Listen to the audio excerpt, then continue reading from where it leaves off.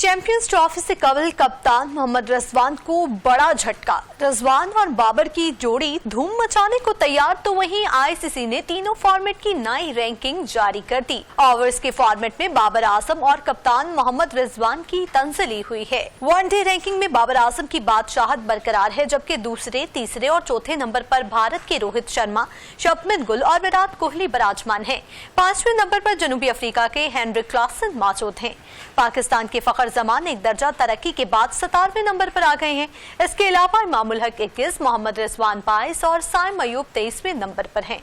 ICC की bowling ranking में अफगानिस्तान के राशिद खान पहले, भारत के कुलदीप यादव दूसरे, जबकि श्रीलंका के महीश 3 दर्जा तरक्की के बाद तीसरे नंबर पर पहुंच गए। शाहीन आफरीदी 1 दर्जा तंजली के बाद तीसरे से चौथे नंबर पर आ गए।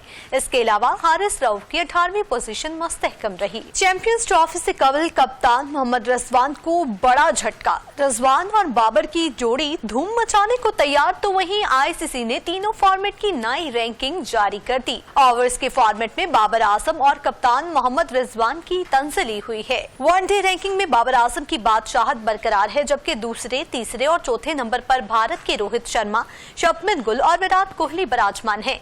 5वें नंबर पर जनूबी अफ्रीका के हेनरिक क्लासन मौजूद हैं। पाकिस्तान के फखर जमान एक दर्जा तरक्की के बाद 17वें नंबर पर आ गए हैं।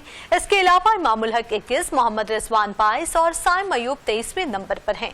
आईसीसी की बॉलिंग रैंकिंग में अफगानिस्तान के राशिद खान पहले, भारत के कुलदीप यादव दूसरे, जबकि श्रीलंका के महीश 3 दर्जा तरक्की के बाद तीसरे नंबर पर पहुंच गए। शाहीन आफरीदी 1 दर्जा तंजली के बाद तीसरे से चौथे नंबर पर आ गए। इसके अलावा हारिस रऊफ की 18वीं पोजीशन मुस्तहकम रही।